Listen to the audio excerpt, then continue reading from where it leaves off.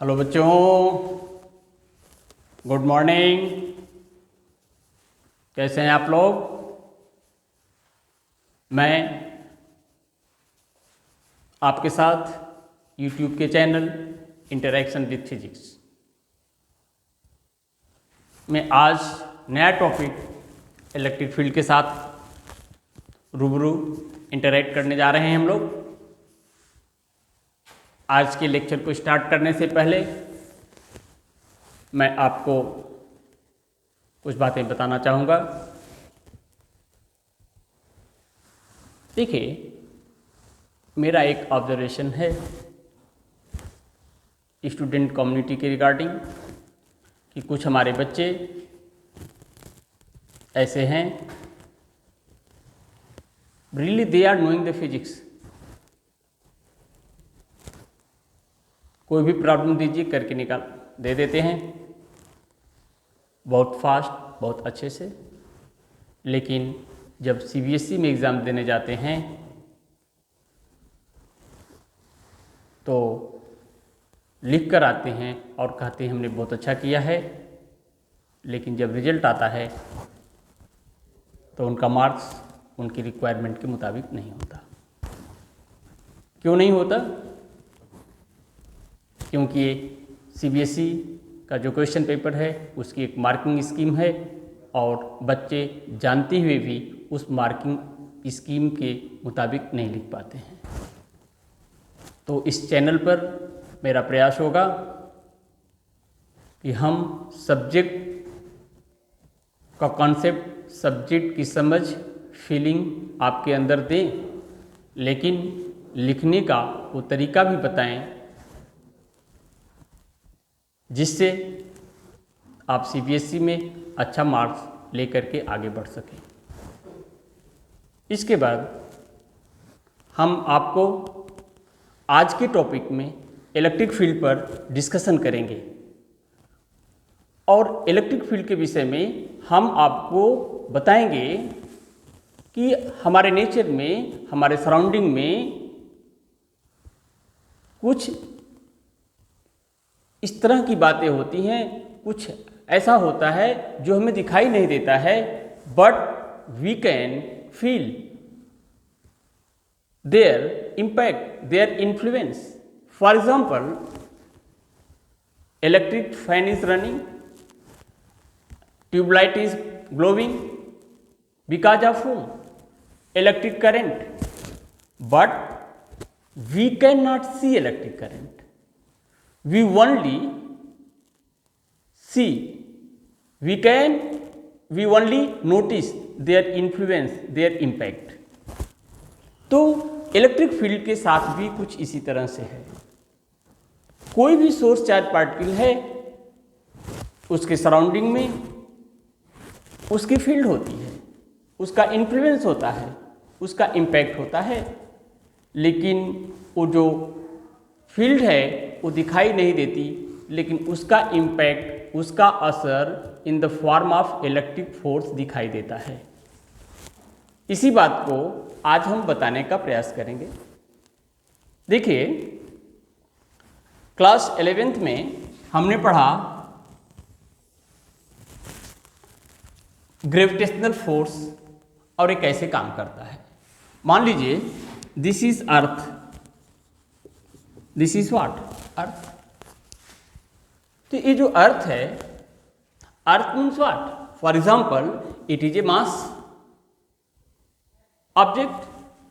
तो universal law of gravitation के मुताबिक कोई भी मास ऑब्जेक्ट, ऐसा ऑब्जेक्ट जिसके पास मास है, वो अपने सराउंडिंग में अपना इन्फ्लुएंस, अपनी फील्ड क्रिएट करता है और उस फील्ड का नाम है ग्रेविटेशनल फील्ड। मीन्स अगर ये अर्थ है तो अपने सराउंडिंग में, अपने चारों तरफ ये अपना इन्फ्लुएंस यहाँ पर, यहाँ पर, यहाँ पर, यहाँ पर, यहाँ पर, यहाँ पर एवरीवेयर करेगा। अब इस फील्ड में, किसके फील्ड में? अर्थ के ग्रेविटेशनल फील्ड में अगर ये कोई मास पार्टिकल आ गया तो इसकी जो फील्ड है इस मास पार्टिकल के साथ इंटरैक्ट करेगी और उस इंटरैक्शन का रिजल्ट होगा ग्रेविटेशनल फोर्स। मीन्स पहले मास पार्टिकल अपना फील्ड क्रिएट करेगा, अपना ग्रेविटेशनल फील्ड क्रिएट करेगा, और वो ग्रेविटेशनल फील्ड कमिंग मास पार्टिकल से इंटरैक्ट करेगा, और उसका रिजल्ट क्या होगा? ग्रेविटेशनल फोर्स होगा। ठीक इसी तरह की एनालॉजी इलेक्ट्रिक चार्ज में होती है। मान लीजिए यहाँ पर एक चार्ज है प्लस क्यू, तो सबसे पहले ये चार्ज क्यू अपने सराउंडिंग में अपना इन्फ्लुएंस क्रिएट करेगा, अपने प्रेजेंस की इंफॉर्मेशन देगा, मीन्स व्हाट, अपनी फील्ड क्रिएट करेगा जिसे हम इलेक्ट्रिक फील्ड कहेंगे। तो सबसे पहले ये चार्ज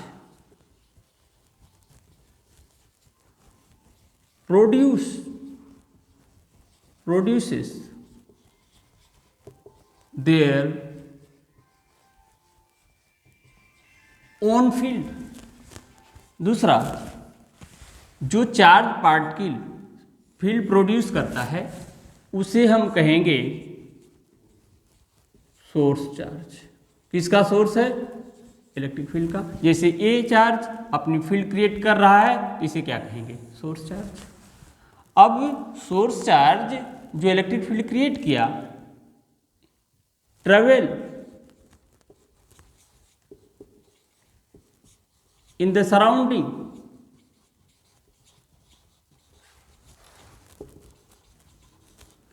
ऑफ सोर्स चार्ज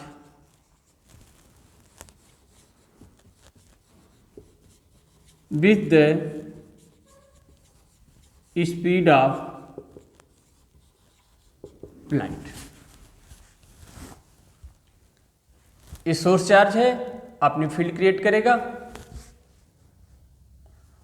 उसका नाम क्या होगा? इलेक्ट्रिक फील्ड होगा। और जो इलेक्ट्रिक फील्ड है किस स्पीड से ट्रेवल करेगी उसके सराउंडिंग में? With the speed of light. अब मान लीजिए यहाँ पर t = 0 पर चार्ज पार्टिकल आया, यहाँ पर एक पॉइंट P है जिसकी डिस्टेंस कितना है? r है। तो इस चार्ज पार्टिकल की जो फील्ड है, इस चार्ज पार्टिकल के आने की जो इंफॉर्मेशन है, इस पॉइंट P पर r/c सेकेंड के बाद चलेगी। मान लीजिए यहाँ से यहाँ का डिस्टेंस क्या? r मीटर, और स्पीड क्या है इंफॉर्मेशन के ट्रेवल करने का? स्पीड ऑफ लाइट है, दैट इज व्हाट? c। अब 3 काम हुआ। सोर्स चार्ज पार्टिकल आया, अपनी फील्ड क्रिएट किया, फील्ड का नाम क्या रखा? Electric field. वो फील्ड अपने सराउंडिंग में किस स्पीड से चला? Speed of light. यहाँ पहुंचने में कितना समय लगा? t = r/c। अब अगर यहाँ पर मान लीजिए कोई चार्ज q है, तो इसकी जो फील्ड है इस चार्ज q के साथ क्या करेगी? इंटरैक्ट करेगी, और इस इंटरैक्शन का रिजल्ट होगा इलेक्ट्रिक फोर्स।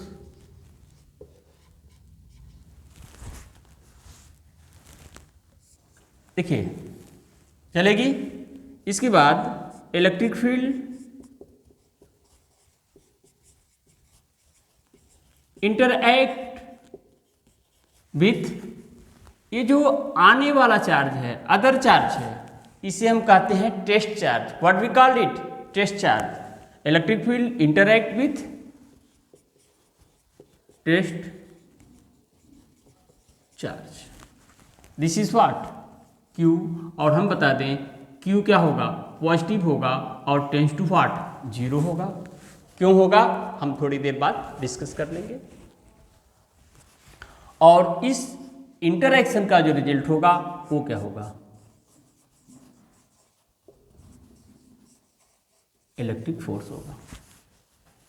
तो अब अगर ये टेस्ट चार्ज है, P पर है, उस पर लगने वाला इलेक्ट्रिक फोर्स F है, तो P पर इस सोर्स की जो इलेक्ट्रिक फील्ड है दैट विल बी F/Q। तब देखिए F/Q, F का एसआई यूनिट न्यूटन, Q का एसआई यूनिट कूलम। तो इलेक्ट्रिक फील्ड का एसआई यूनिट न्यूटन पर coulomb. Electric force that is force is vector quantity. तो इलेक्ट्रिक फील्ड क्या है? Is vector quantity. ये इसकी प्रेजेंस की इंफॉर्मेशन इसके सराउंडिंग पे ईच एंड एवरी पॉइंट पर मिलेगी। मीन्स हम कहेंगे electric field can be defined at each and every point in the surrounding of source charge। अब आप देखें,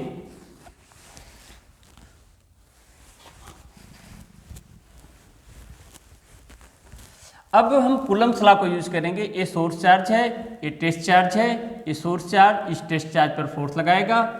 F इज इक्वल टू 1/4πε0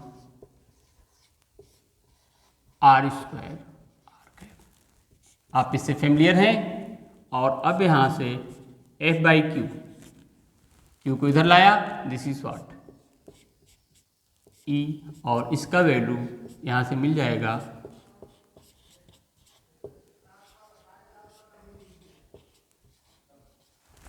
ये देखिए। अब हम दो फार्मूले को रखेंगे।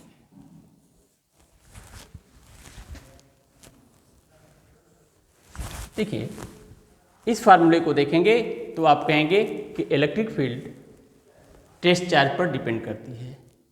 लेकिन मैं बताऊं कि इलेक्ट्रिक फील्ड टेस्ट चार्ज पर डिपेंड नहीं करती है, ये केवल टेस्ट चार्ज से नोटिस आती है।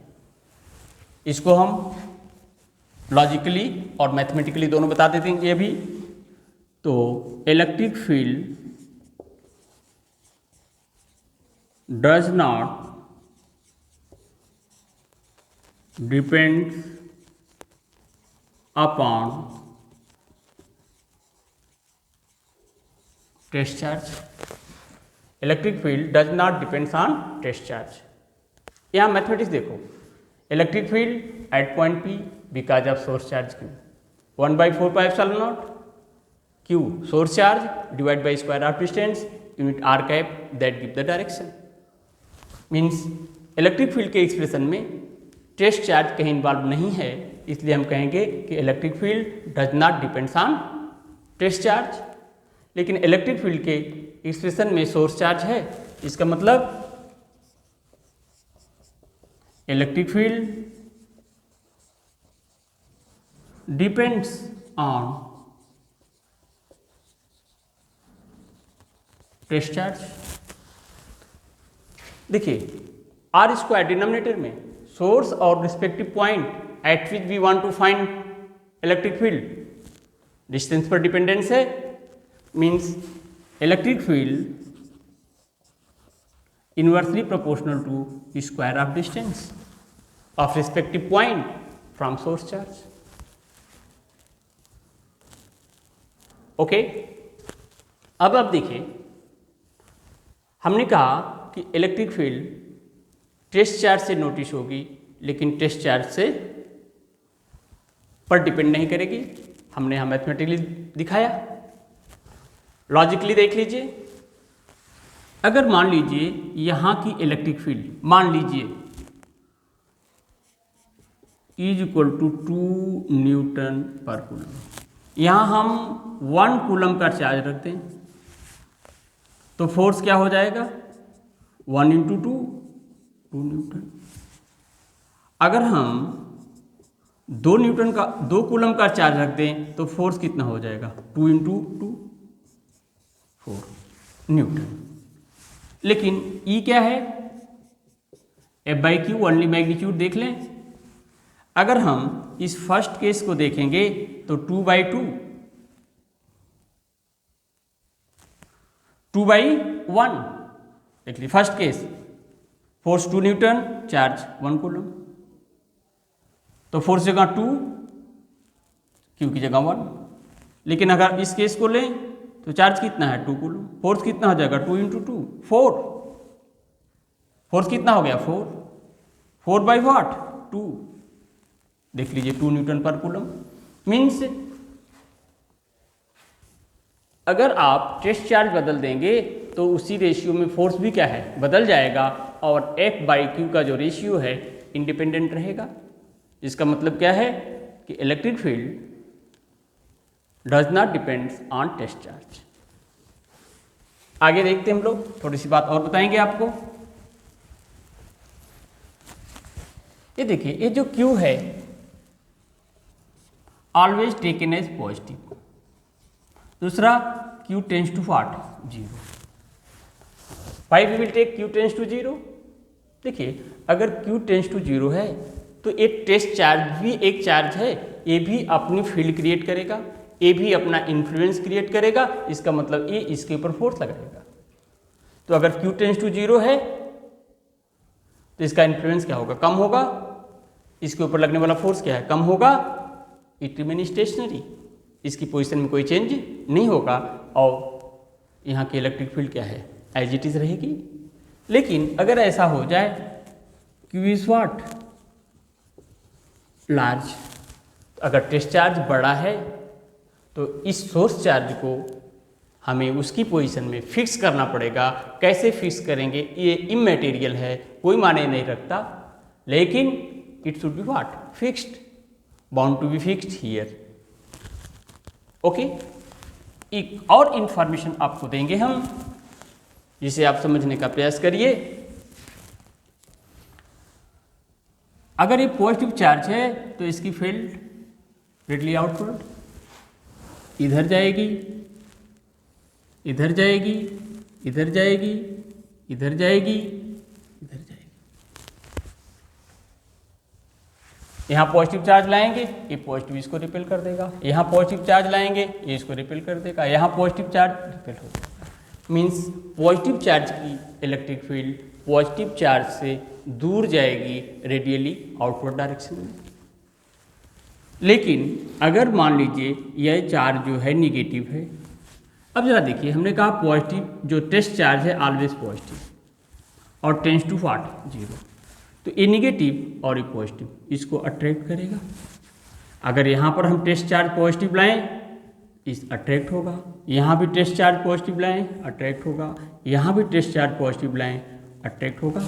कहने का meaning what I want to say कि निगेटिव चार्ज की फील्ड निगेटिव चार्ज के चारों तरफ होगी, ईच एंड एवरी पॉइंट पर होगी, लेकिन उसकी डायरेक्शन क्या होगी रेडियली इनवर्ड। ओके, और हमने ये बताया था E is equal to F/Q। देखिए, अब यहाँ पर एक टेस्ट चार्ज है टेंड्स टू व्हाट 0, तो हम लिखते हैं limit Q tends to 0 is equal to limit Q tends to 0 F/Q। ये लिखने का सबसे बेहतरीन तरीका है। अब आप एक इंफॉर्मेशन, एक बात हम आपको बता दें कि जो सोर्स चार्ज है अपनी फील्ड देगा whether this test charge is present और नॉट, टेस्ट चार्ज रहे या न रहे। लेकिन अगर ये सोर्स है तो इसका इन्फ्लुएंस यहाँ पर रहेगा whether test charge lies at this position और not. With this I am concluding my today lecture. फिर मिलेंगे नेक्स्ट पीरियड में, नेक्स्ट लेक्चर में। लेकिन अगेन आई एम रिक्वेस्टिंग कि अगर ये मेरा लेक्चर आपको पसंद आया है, आपके लिए यूज़फुल है, तो आप इसे लाइक करें, सब्सक्राइब करें और चैनल को ग्रो करने में अपना सहयोग दें। ओके, फिर मिलेंगे नेक्स्ट वीडियो में।